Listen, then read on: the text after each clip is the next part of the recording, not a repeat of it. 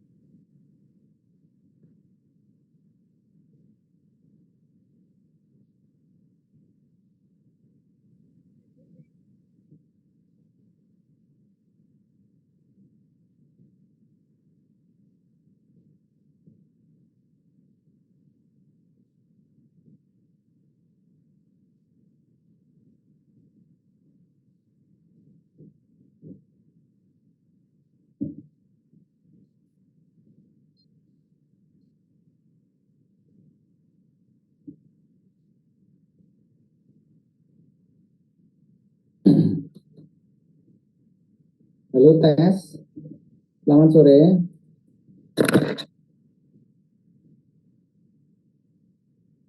Apakah suara saya bisa didengar ya? Tes, selamat sore. Bisa, Prof. Oke, iya. Baik, saudara, pertama saya minta maaf karena tadi pengukuhan Prof. Lili ya selesai lebih dari jam 10 saya rasa. Namun kemudian harus melayat ke Pak Yekti. Pak Yekti itu staf keuangan yang sebenarnya masih cukup muda, muda sekali menurut saya. kemarin masih ikut pengabdian masyarakat S2 ke Wonosari gitu ya. Jadi sangat menyakitkan berita meninggalnya almarhum ya, sehingga tadi beliau itu termasuk dekat dengan saya. Jadi ya saya kemudian habis itu lupa juga langsung melayat ke Pak Lidik, sehingga saya mohon maaf. Terima kasih kepada Mas Faisa ya. Panggilannya siapa? Faisa atau Alroy atau Roy, Prof. Oke, Roy, terima kasih telah dibantu untuk bisa kuliah sore ini. PPT linknya sudah dibantu. Baik, saya akan mulai. Hari ini kita bicara kuliah tentang mikotoksin. Tolong bagaimana absennya ya, saudara-saudara bisa kondisikan, nanti besok dilaporkan ke akademik. Minta tolong ya, Pak Roy ya. Iya, Prof. Oke. Hari ini kita kuliah dampak mikotoksin pada kesehatan unggas. Jadi kita bicara tentang mikotoksin. Salah satu sebenarnya penyakit yang non infeksius ya, yang tapi penting di Indonesia itu tentang mikotoksin. Nah, kenapa penting? Karena sekali lagi pakan ayam ini berkaitan dengan grain ya. Jadi karena berkaitan dengan biji-bijian, maka potensi tinggi sekali karena kelembapan dan suhu dan kelembapan untuk perkembangan mikotoksin di Indonesia sangat baik. Bentar, saya mau foto dulu untuk laporan. Sorry ya, untuk laporan ke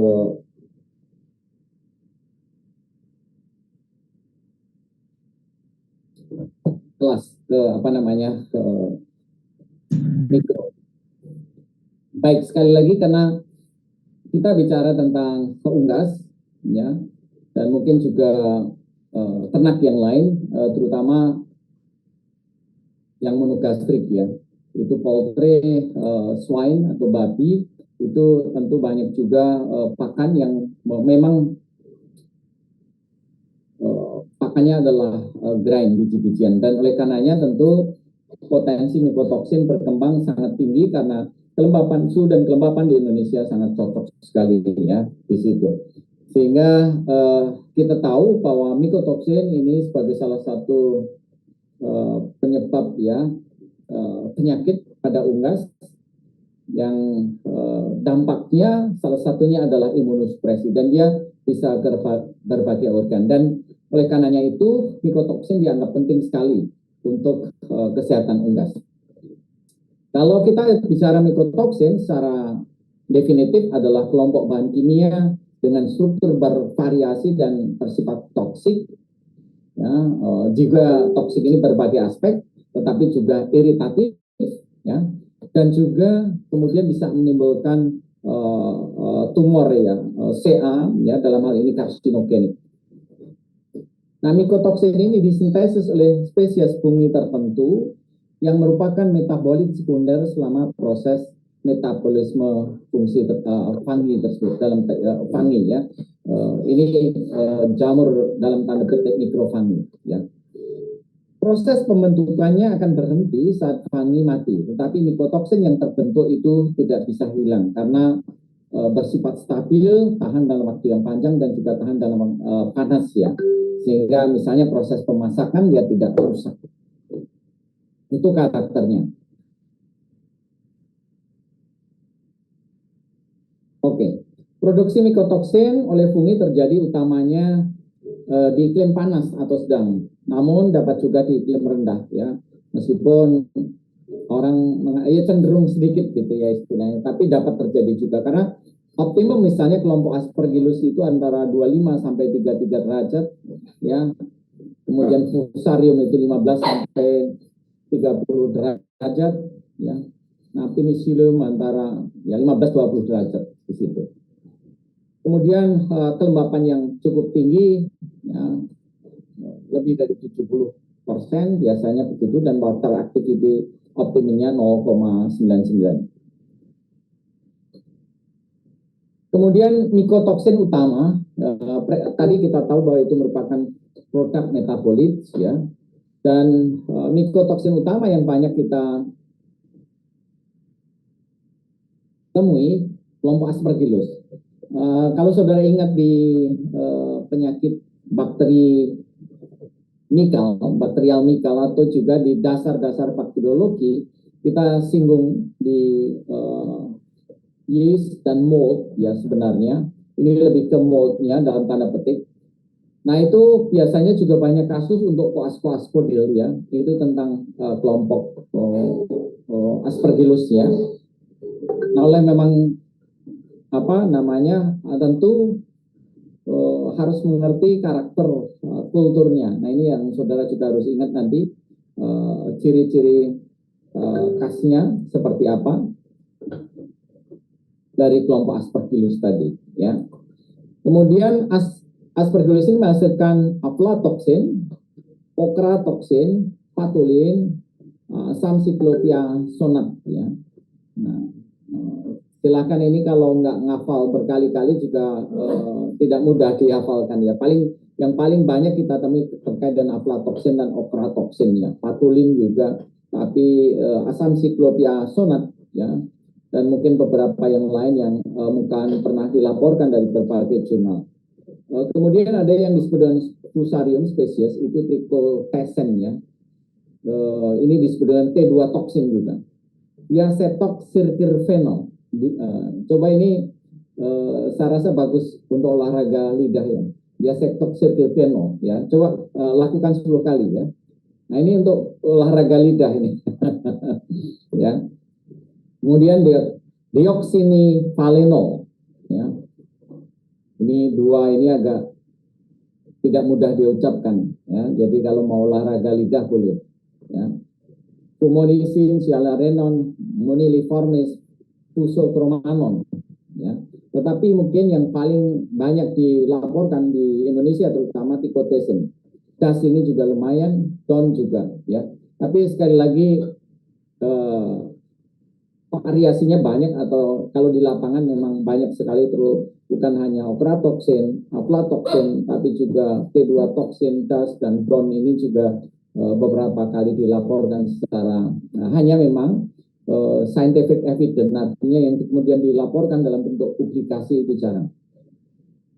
Kemudian jamur penicillium, jamur dalam tanda petik, ya. Kalau kita bicara jamur jangan dibayangkan karena sore jejamuran, ya. Jejamuran di Sleman itu, ya, jamur yang enak dimakan. Kalau ini kan jamur mikrofangi, ya. Jadi penicillium, ya, dalam ini okratoxin juga, citrinin, Samcyclopia sonat, ya, patulin. Nah ini beberapa jamur yang berbeda atau mikrofangi yang berbeda ternyata juga bisa menghasilkan mikotoksin yang hampir mirip ataupun juga mirip, ya. Bisa sama, ya, tetapi juga tidak selalu sama. Mycotoxin tersebut karakteristiknya adalah zat berat molekul rendah sehingga kapasitas imunogenisitasnya rendah. Jadi protein, kalau saudara ingat di teori, ya, kalau berat molekulnya rendah maka dia termasuk imunogenisitasnya rendah. Sehingga sekali lagi tidak bisa dibuat vaksin, ya, untuk mencegah mycotoxin. Kemudian strukturnya kimia stabil, merupakan kontaminan dalam jumlah yang sangat kecil, ya, tetapi tahan temperatur tinggi. Tadi sudah saya sampaikan, misalnya di pemanasan dia tahan, bahkan proses pembuatan pakan, ya, pelleting dia juga tahan. Kemudian stabil selama penyimpanan dalam pakan ataupun bahan baku, ya. Kontaminasi yang sedikit tetapi terus-menerus juga berdampak, ya, pada bahan baku, ya. Dampaknya kemudian kepada unggasnya, ya. Jadi misalnya efek iritasi yang sedikit-sedikit, ya, tetapi terus-menerus akhirnya akan bisa muncul kasus. Belum lama ini mungkin di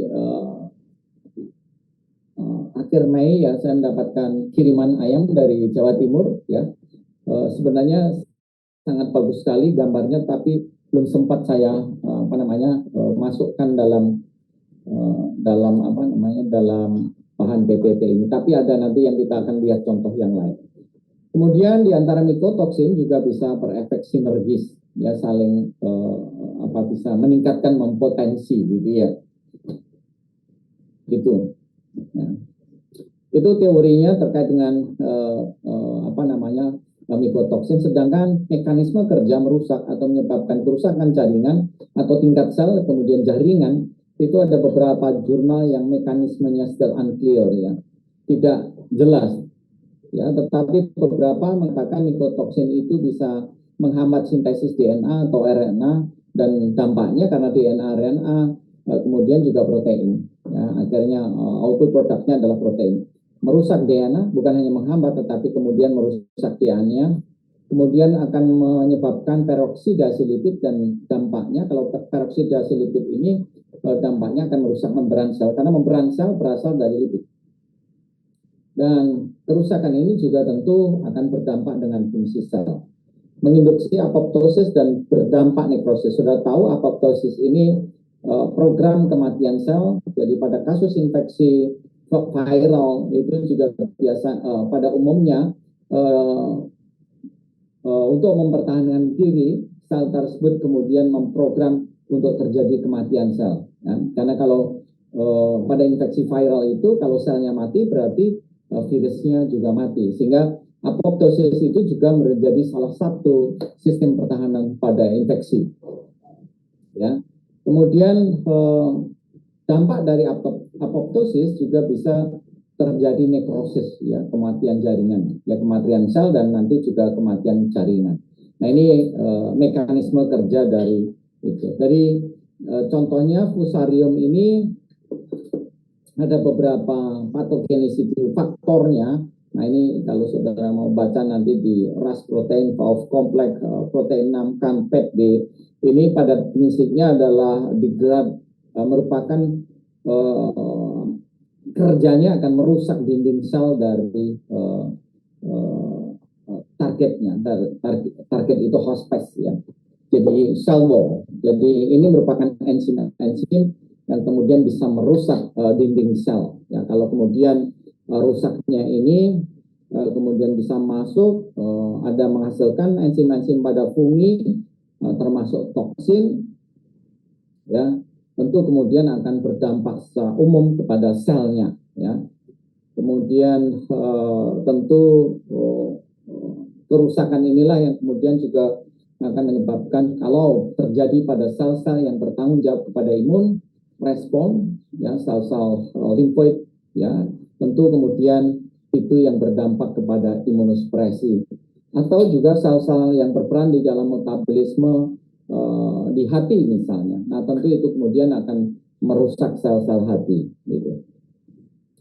Nah, ini tadi misalnya yang disebut bisa merusak DNA itu kepada DNA template, tapi juga di dalam proses pemanjangan, ya, di dalam proses replikasi virusnya, di dalam RNA polymerase, ya. Kalau di sini ada aflatoksin B1, G1, B2, B2, ini aflatoksin yang biasa kita dapatkan dari hasil pemeriksaan, misalnya pemeriksaan yang dilakukan, yaitu bisa membedakan apakah B1, B2 misalnya seperti itu. Kemudian patulin, penicillin acid, ya, dan beberapa mikotoksin yang lain. Demikian juga yang menghambat RNA polymerase, ini adalah aflatoksin, patulin, dan lain sebagainya di sini. Nanti silahkan dibaca. Kemudian mekanisme yang lain yang terkait di dalam proses sintesis protein itu fokusnya adalah toksin yang kemudian misalnya aflatoksin dan trikotesin, yaitu T2 toksin gitu, sama aflatoksin ini ya di dalam pembentukan protein gitu, ya. Jadi di dalam proses pembentukan protein, ya, kalau kita lihat dari misalnya di biokimia prosesnya, ya, nah ini di ribosomnya, ya, dan akhirnya terganggu pembentukan protein. Tetapi di yang lain adalah terkait bisa menyebabkan reaksi-reaksi metabolik dari berbagai toksin, ya B1, Q1, patulin, trikotesin, dan lain sebagainya.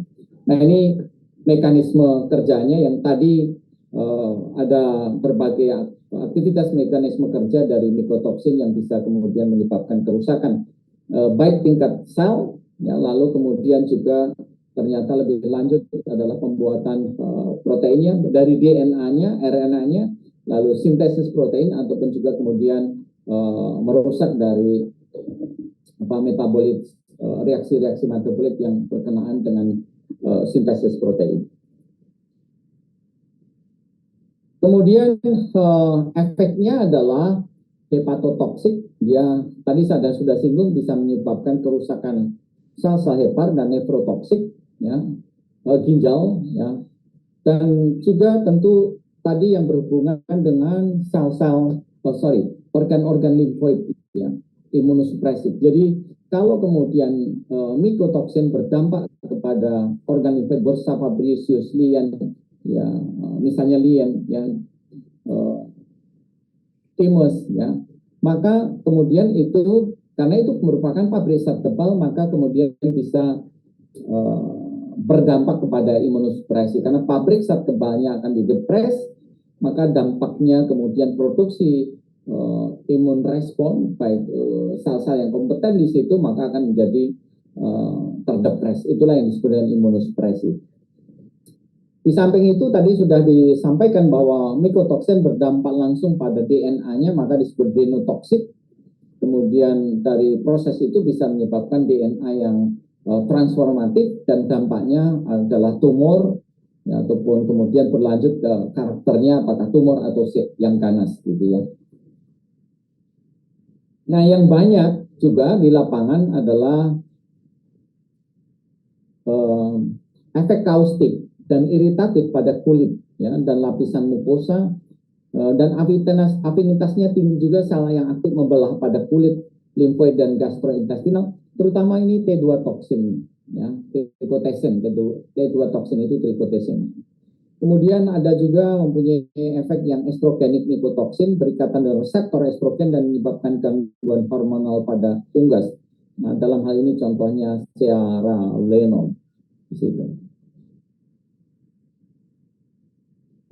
Saudara lihat ini misalnya ini kalau saudara lihat papan pengumuman itu berarti ini waktu itu dikirim ke lab mikro, ya, jadi ayamnya ya tertunduk demikian dan ada kebengkakan. Kalau saudara perhatikan di kiri maupun kanan itu sebenarnya ayam yang sama, lalu dipial jengger dan pial yang di bawah, jadi bagian paruh yang di bawah, ya, saudara perhatikan itu adalah membengkak, ya.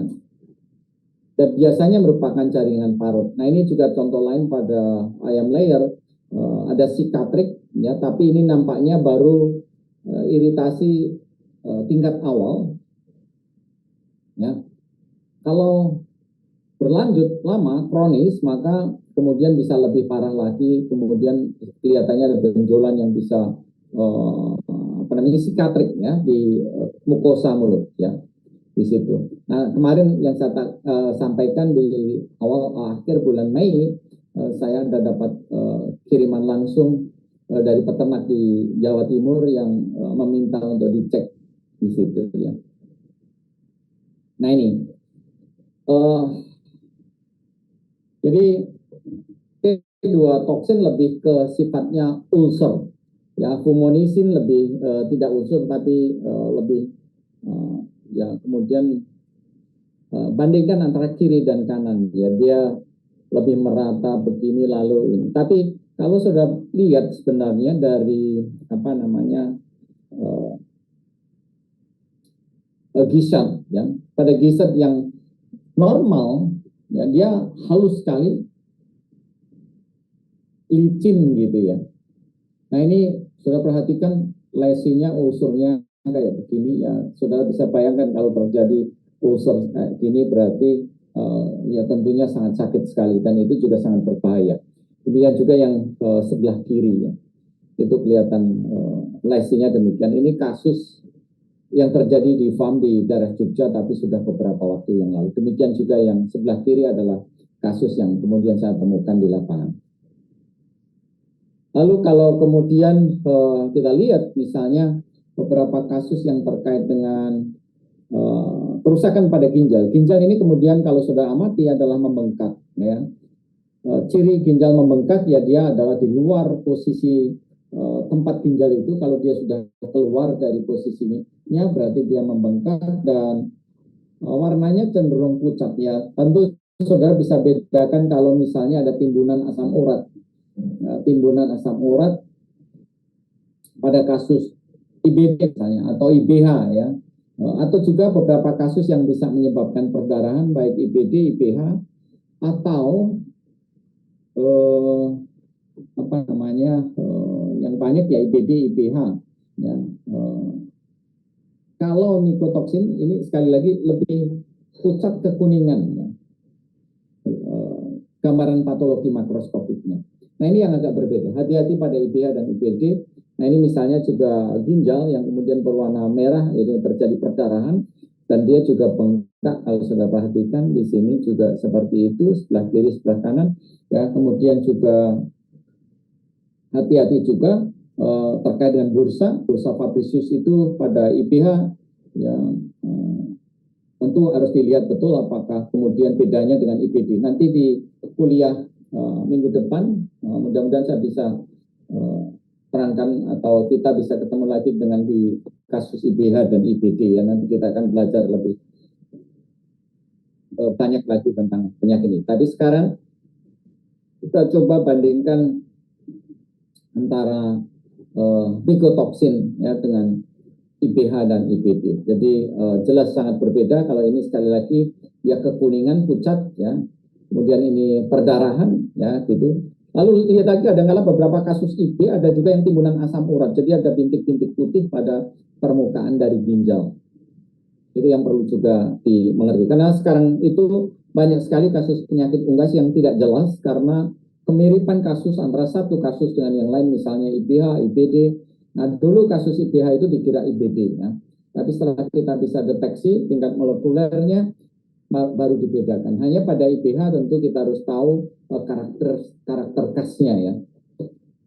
Jadi kasnya ada di hati, ya. Namanya juga inclusion body hepatitis dan itu sebenarnya juga mudah kita deteksi misalnya dengan pemeriksaan histopatologi nanti akan kelihatan benda inklusi yang kita amati baik basofilik ataupun eosinofilik.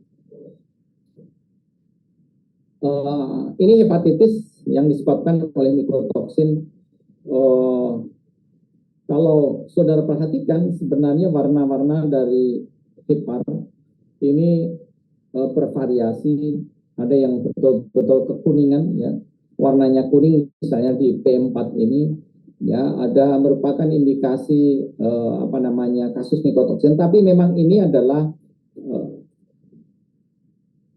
dari riset maksud saya. Jadi kebetulan saya punya kerjasama riset dengan LIPI yang kemudian pada prinsipnya mencoba membandingkan antara treated corn, ya, atau jagung yang di treatment untuk anti mikotoksin dengan yang kemudian ada kontrol-kontrol yang memang disengaja ditambahi dengan mikotoksin. Yang ditambahi mikotoksin misalnya di P4, yang saudara perhatikan itu dalam waktu 21 hari lesi hati akan berwarna kekuningan pucat demikian. Nah ini indikasi adalah mikotoksin. Tadi saya sudah singgung sebenarnya di inclusion body hepatitis ini salah satu cirinya bengkak, tetapi kemudian di situ ada multifocal necrosis.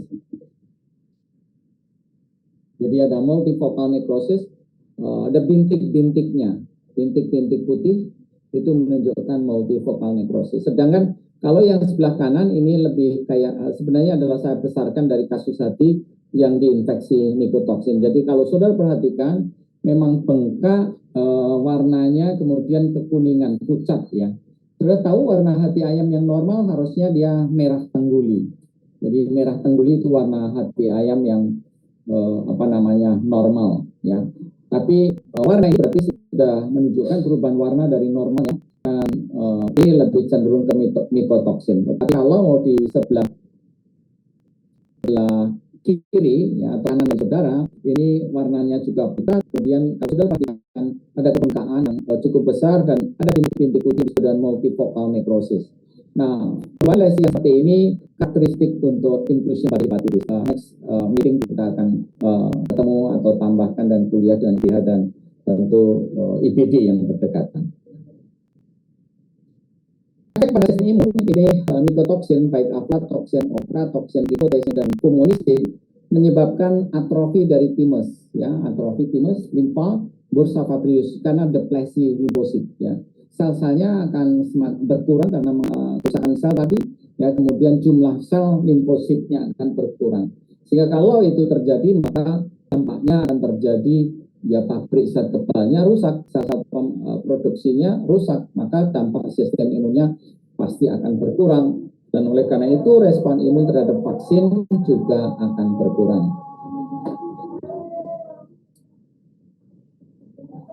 Di deplesi limfoid stem cell ini juga terjadi di sumsum tulang. Saudara tahu juga sebenarnya ketika misalnya bursa fabrius sudah mereduksi kecil, ya, di usia ayam lebih dari 4 bulan, maka ya, fungsi sel B ini akan digantikan dengan sumsum tulang. Dan pengaruh dari nikotoksin, ya, itu juga bisa menyebabkan deplesi limfoid misalnya di sumsum tulang. Di samping itu bisa menyebabkan gangguan penyerapan nutrisi di gastrointestinal system. Di situ gastrointestinal system yang menyebabkan hambatan penyerapan nutrien, ya, ya, nutrisi, ya, yang karena kerusakan pada GIS menyebabkan hambatan penyerapan nutrisi, tampaknya pembentukan sel, deplesi pada limfoid primer, timus, dan limfoid sekunder, organ limfoid sekunder. Sudah lihat lagi.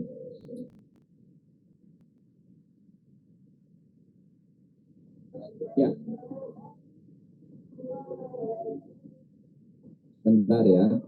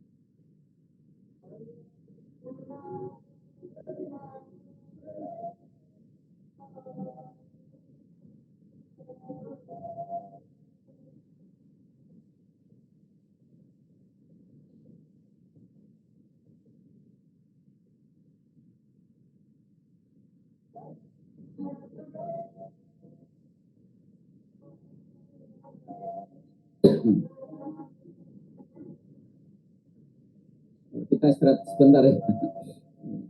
Suara azan kita tunggu sebentar ya.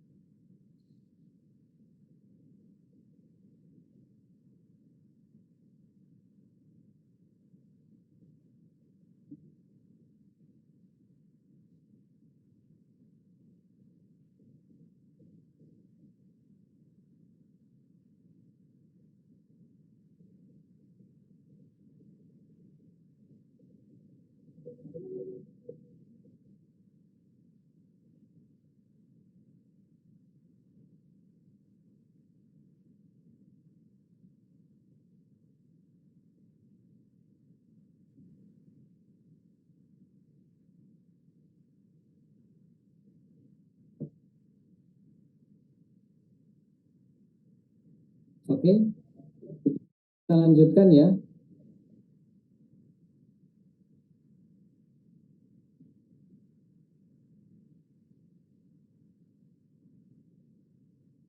Halo, tes, apa didengar suara saya? Masih, Prof. Mendengar, Oke. Prof. Ya, kalau yang sekunder itu singkatan HALT itu head, skin and bronchial. Jadi head kepala, skin kulit, bronchial, bronchus, saluran bronchus, associated lymphoid tissue. Ya, itu HALT. Ya, kemudian gastrointestinal associated lymphoid tissue. Ya. Lebih ke sebenarnya sekundernya bukan hanya HALT saja. Jadi ada head, ada skin, ada bronchial. Jadi itu hanya HALT-nya itu berarti head associated lymphoid tissue, kepala gitu ya. Jadi tadi saya sudah singgung kepala, ada juga kulit, ada juga bronchial. Kalau kulit ya skin associated lymphoid tissue ya. Kalau bronchus ya bronchial associated lymphoid tissue ya. Kalau gall ya gastrointestinal associated lymphoid tissue. Ya, tolong ditambahkan kalau misalnya lupa. Head kepala, head associated lymphoid tissue, ada skin associated lymphoid tissue, ada bronchial associated lymphoid tissue. Ya, misalnya seperti itu, ini contohnya yang sekunder. Oke. Lalu efek hepatotoksik ini menekan sintesis protein oleh hati dan menekan produksi globulin dan albumin. Jadi kalau tadi di mekanisme kerja terutama mendepres hubungannya sistem imun itu juga terkait dengan sintesis proteinnya.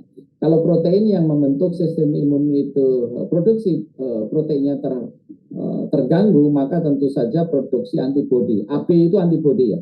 Produksi globulin dan albumin untuk akhirnya adalah untuk memproduksi antibodi ini akan terdepres. Jadi jumlah antibodi akan tertekan gitu ya. Secara spesifik menekan kekebalan innate, kerusakan mukosa kulit, meningkatkan apoptosis, ya sel leukosit sehingga terjadi leukopenia. Jadi menginduksi kematian sel leukosit sehingga leukopenia, kurang atau jumlah populasi leukositnya. Kekebalan seluler, limfosit T, B dan sel memorinya, dan juga dapat menekan kekebalan humoral. Jadi pada prinsipnya efek kepada sistem imun yang hampir semua terjadi, baik ini sel T maupun kekebalan yang sifatnya total. Nah ini aflatoksin secara khusus bisa menekan imunoglobulin A, imunoglobulin M, imunoglobulin Y, gastrointestinal system. GIS itu gastrointestinal system ya, saluran pencernaan. Nah kalau saudara perhatikan misalnya thymus itu yang paling atas ya, kemudian ada bursa fabricius, ada lien yang paling bawah ya, bursa fabricius di tengah. Nah, thymus itu ada beberapa lobus ya, dan salah satu efek dari itu kemudian bisa menjadikan atrofi dari itu. Kalau yang paling kiri juga terjadi atrofi karena deplesi sel-sel limfoidnya, maka kemudian justru bursa maupun lien ataupun thymus ini mengecil. Itu sumbernya biomin. Kalau saudara mau cek keterangan ataupun apanya bisa dilihat dari biomin. Kalau nggak salah ini kerja dari Prof. Charles Tanggatabu. Karena Prof. Charles konsultan di biomin pada waktu itu membuat tulisan dan menyampaikan beberapa data di lapangan. Ya. Hasil kerja beliau di lapangan dan dapatkan beberapa kasus terkait dengan munculnya mikotoksin pada unggas. Nah ini sudah perhatikan beberapa mikotoksin terkait dengan aflatoksin atau juga DON ya. Ini dampaknya tentu kalau ini gastrointestinal, jadi sel-sel epitel permukaan dari saluran pencernaan ini sudah tahu ini satu sel dengan sel yang lain ini dihubungkan yang namanya TG. Pernah dengar saudara TG itu tight junction? Jadi itu merupakan protein yang mengikat antara sel satu dengan yang lain secara tight begitu, secara kuat begitu ya. Sehingga apa? Sehingga ikatan di antara sel itu betul-betul terproteksi sehingga tidak memungkinkan bakteri patogen masuk ya. Tapi kemudian efek dari mikotoksin ada dua hal, yang salah satunya adalah mempengaruhi dari apa namanya fili-fili dari sel epithelial tersebut bisa memendek ya, menekan perkembangan dari fili itu. Dan dampaknya kalau saudara bandingkan antara yang sebelah kiri atau kanan posisi saudara itu ibaratnya adalah sel-sel yang fili-filinya masih normal, tapi kalau saudara perhatikan yang setelahnya ini fili-filinya memendek ya, jadi memendek. Nah, dampak lebih lanjut kemudian mikotoksin ya ini bisa merusak yang disebut dengan tight junction. Protein yang mengikat antar sel ini akan menjadi rusak, dalam hal ini misalnya bisa nekrosis, pecah, ya, kemudian akhirnya ikatan antara sel ini tidak tight lagi. Ya, oleh karena itu integritas dari mukosa ini akan menjadi goyang, harusnya tadinya kuat kemudian menjadi goyang. Dampaknya juga kemudian potensi perkembangan bibit penyakit bisa masuk ke dalam. Ya, dari sisi lain adalah leak, plasma keluar, justru keluar dan apa namanya berdampak juga karena salah satu aspek turunnya sistem kekebalan di mukosa dari intestinal ini akan menyebabkan bacterial infection, dalam hal ini misalnya Clostridium perfringens kalau saudara ingat ya, itu merupakan bakteri penting juga pada gas yang habitatnya ada di saluran pencernaan. Dampaknya ketika yang terjadi kondisi yang tidak bagus untuk dalam hal ini tidak bagus itu misalnya kerusakan dari mukosa, ada leaknya, asam amino keluar karena ikatan tight junction yang longgar ataupun karena rusak tadi, maka itu menjadi nutrisi yang bagus sekali untuk perkembangan dari bakteri ya. Jadi bakterinya kemudian akan memperbanyak diri ya, dan tentu saja kemudian bakteri itu juga menghasilkan toksin, misalnya Clostridial infection itu juga menghasilkan enterotoksin.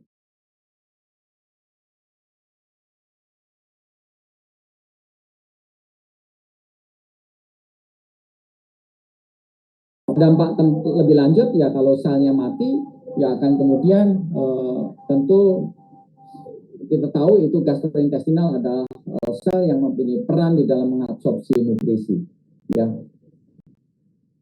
Pakan ya, yang kemudian dia akan pakan itu didigesti, nutrisinya yang diabsorb atau diserap melalui fili-filinya. Kerusakan sel itu berarti apa?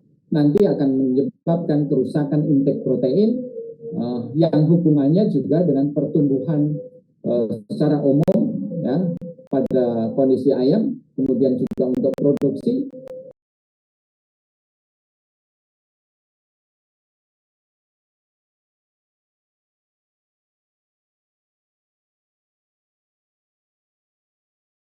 Ya, untuk maintenance secara umum untuk membentuk imunoglobulin ya, dan dampaknya ya itu tadi bisa terjadi imunosupresi.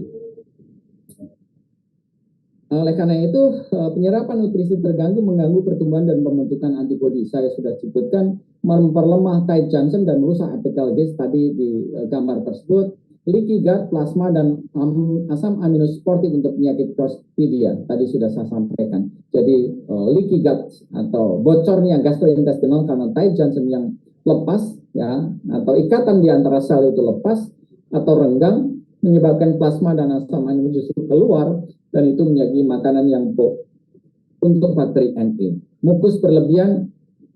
Nah, ketika mukus berlebihan ini juga menjadi predisposisi faktor untuk koksidia, sehingga bakteri akan mudah masuk ke dalam jaringan usus dan kemudian juga masuk ke dalam sirkulasi. Nah, ini yang menjadi aspek patogenesitas gastrointestinal disturbance gangguan dari gastrointestinal, baik itu mycotoxin yang kemudian efek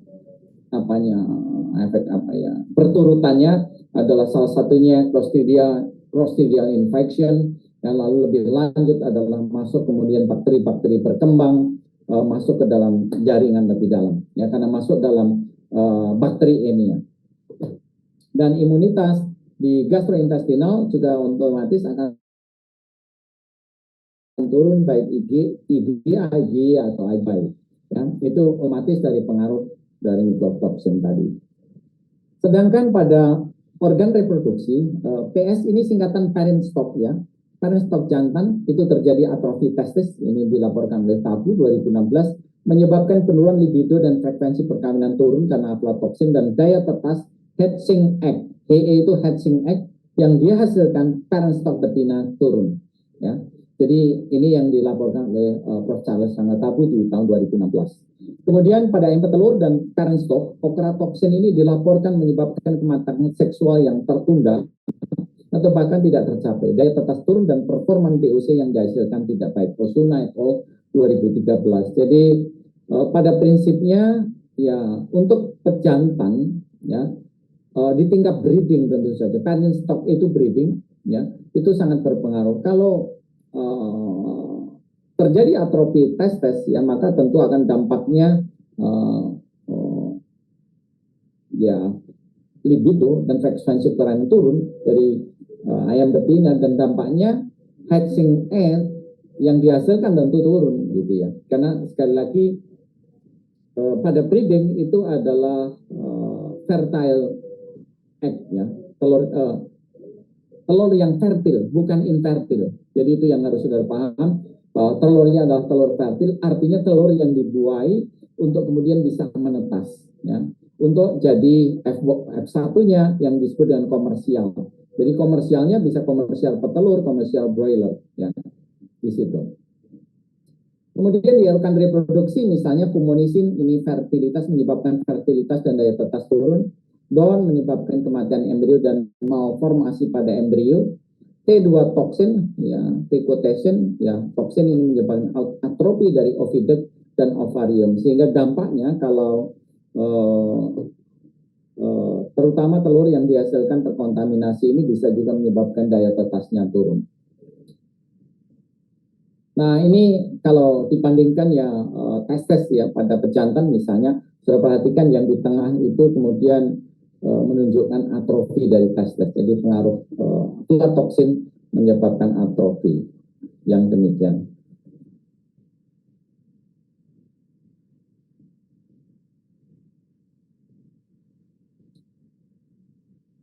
Oke. Pada integumen dan tulang, gangguan sintesis protein, ya, ini dan nekrosis epididymis, jadi pada integumen dan tulang itu bisa menyebabkan gangguan sintesis protein tadi merupakan mekanisme kerja, ya, di mungkin kalau sudah nanti lihat lagi di diagramnya dari mycotoxin, ya, dan nekrosis dari epididymis dasar folikel yang menyebabkan gangguan pertumbuhan bulu, dan dampaknya adalah bulu tidak teratur, gangguan dan kerusakan dari pigmentasi kulit, ya. Kemudian juga bisa terjadi rakitis, ditandai tulang panjang dan tangkai yang rapuh dan bengkok dan mudah patah. Kemudian tibial dyschondroplasia, jadi itu di terutama tulang tibia, ya. Nah ini beberapa kasus, ya, tulang bengkok, ya, tibial dyschondroplasia di situ, ya. Dan ini diambil dari Biomin, bukan punya saya tapi Biomin, dan kalau tidak salah ini juga hasil kerja Prof. Charles, ya. Ya, tapi karena beliau waktu itu konsultan Biomin sehingga memang yang mengupload data ini adalah Biomin. Nah ini T2 toksin kemudian bulunya menjadi rusak demikian, ya. Tadi terkait dengan kerusakan bulu yang diduga yang diindikasikan, bukan diduga, diindikasikan oleh T2 toksin.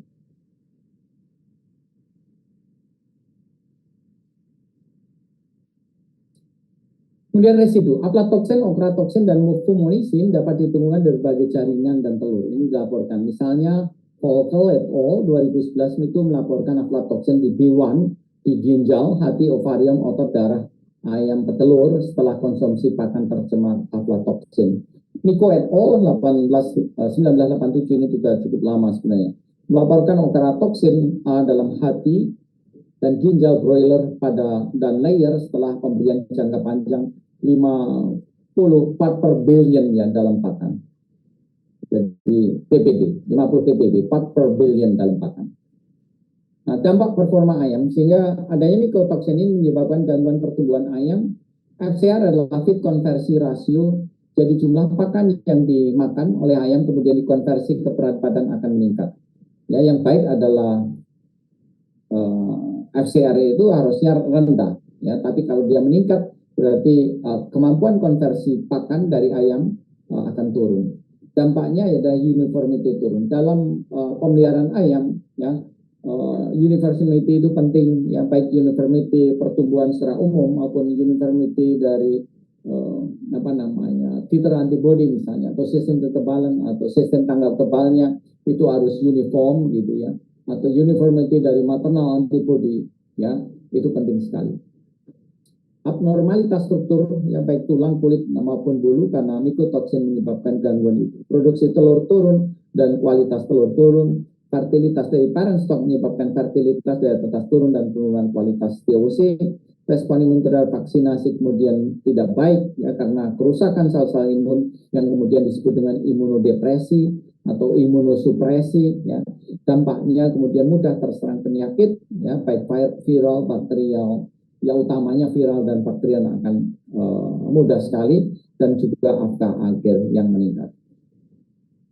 Aspek pencegahan tentu untuk melihat ya apakah ini tentu aflatoksin lihat di gejala klinis yang spesifik atau khas atau indikatif tentu didukung data-data misalnya histopatologi ya.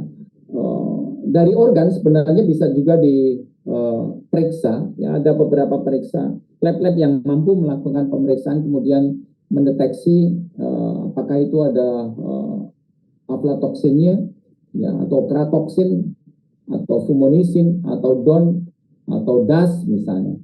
Nah itu ada beberapa lab yang mempunyai kemampuan memeriksa itu. Ya di lab mikro tidak bisa. Biasanya beberapa misalnya kalau dengan aflatoksin dengan HPLC ya itu bisa membedakan apakah aflatoksin B1, B2 ya dan seperti itu tergantung dari teknis uji yang dilakukan atau kit yang dilakukan. Tapi juga tentu tidak murah. Ya, kemudian dari berbagai organ sebenarnya misalnya kalau ayam terkena aflatoksin ya itu kadang-kala kemudian minta untuk diperiksa dari organnya misalnya hati, ginjal ya itu berbagai organ yang tadi karena ada residu dari mycotoxin yang ada di organ, nah itu juga bisa diperiksa. Dan kalau pakan tentu harus dilihat dari pemeriksaan kualitas pakannya. Karena ini juga penyakit prestis ya, bukan penyakit menular ya, tapi terkait penyakit prestis ya. Kalau kemudian pakan ini terindikasi ada aflatoksin, maka menjadi masalah ya karena kemudian mungkin bisa jadi nggak laku pakannya. Oleh karena itu juga hati-hati kalau mau mengatakan di peternak ini terkena aflatoksin tentu harus didukung dengan data yang memadai. Kalau tidak ya kita dimarahi orang. Karena dampaknya akan menjelekkan produk gitu ya.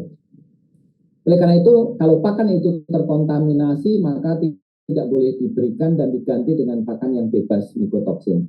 Kemudian biasanya juga di dalam praktek di lapangan itu penambahan antifungi ya, itu toksin binder pada pakan dan itu banyak dijual juga oleh beberapa supplier toksin ya, binder, toksin binder namanya.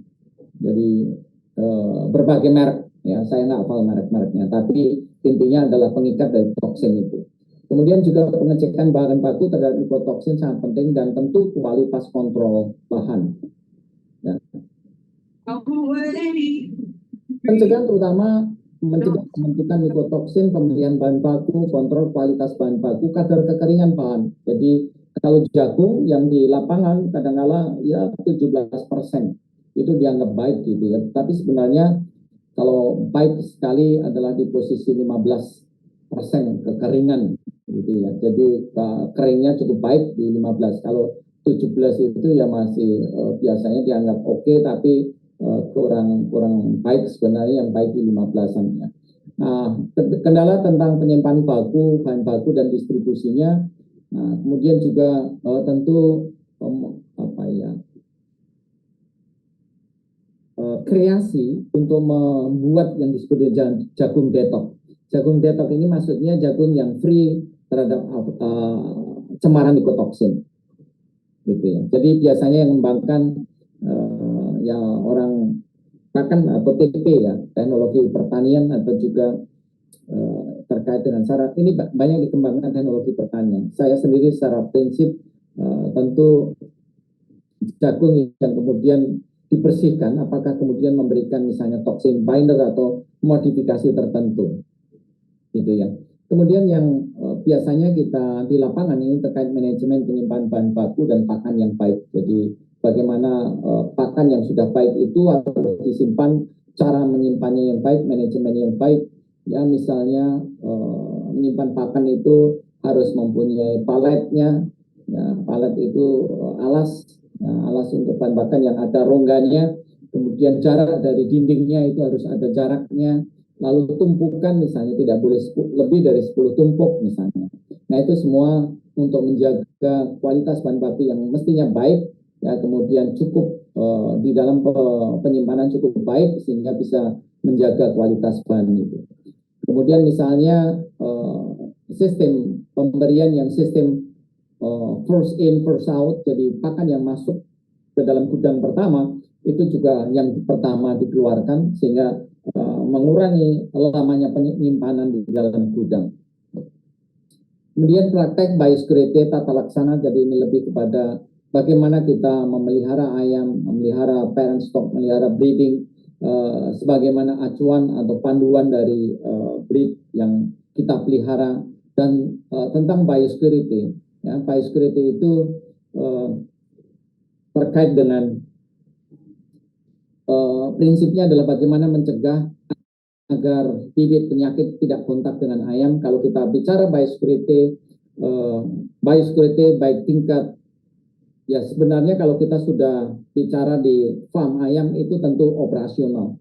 Bagaimana mencegah semua sarana prasarana termasuk orang yang melakukan atau yang bekerja di farm itu tidak mengintroduksi bibit penyakit yang masuk, ya. Itu inti biosecurity. Misalnya juga mencegah ketika ada penyakit di farm harus diatur orangnya, siapa yang memelihara, orang yang memelihara yang sakit tidak boleh ke yang sehat dan lain sebagainya, ya. Kemudian bagaimana penerapan semprot kandangnya, bagaimana penyerapan semprot ketika orang masuk ke dalam lokasi kandang dan keluar dari lokasi kandang, apakah ada pakaian khususnya, apakah ada tempat cuci tangan, atau ketika masuk dia harus mandi misalnya. Itu bagian dari biosecurity, sehingga ketika orang masuk ke lokasi farm diatur jangan sampai kemudian membawa bibit penyakit. Kalau kemudian misalnya mobil ketika masuk pertama kali ada semprot, ada pembersihan dari roda kendaraan, ada desinfeksi yang digunakan kepada mobil maupun juga orang yang masuk. Nah ini poin penting juga karena terkait dengan perbaikan dari tata laksana pemeliharaan ayam maupun biosecurity yang kita terapkan. Kemudian untuk update terkait dengan biotransformasi dan bioproteksi, absorpsi ini terutama biasanya dikaitkan dengan menjaga menjaga dari hepar, ya. Jadi lebih kepada lebih kepada produk-produk yang bisa menjaga hepar, menjaga, atau dalam hal ini misalnya kalau ada mikotoksin, dia bisa mengikat, ya zat tersebut bisa mengikat, kemudian juga bisa mengeluarkan, ya dalam ikatan tersebut di dalam proses fisiologisnya entah melalui feses maupun urinnya, ya. Itu yang terkait dengan absorpsi maupun biotransformasi dan bioproteksi untuk melindungi dari HEPA yang sekarang mungkin mulai banyak orang ketika ada kasus-kasus mikotoksin maka kemudian diberi namanya hepatoprotektor gitu ya. Jadi untuk meningkatkan proteksi dari HEPA di situ.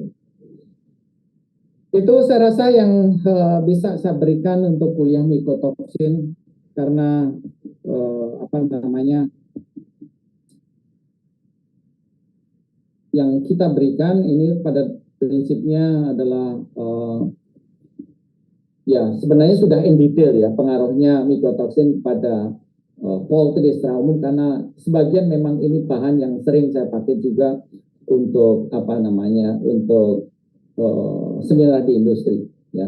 Hanya mungkin kalau di industri ada beberapa yang lebih fokus yang kita itu kan, tetapi bagi kalian saya rasa ini sudah sangat lengkap ya karena mikotoksin dampaknya kan berbagai organ ya. Saya rasa hemat saya ya itu merupakan materi yang sudah cukup lengkap, tinggal saudara membaca kembali apa yang saya sampaikan ya. Apakah ada pertanyaan terkait dengan hal ini dengan mikotoksin?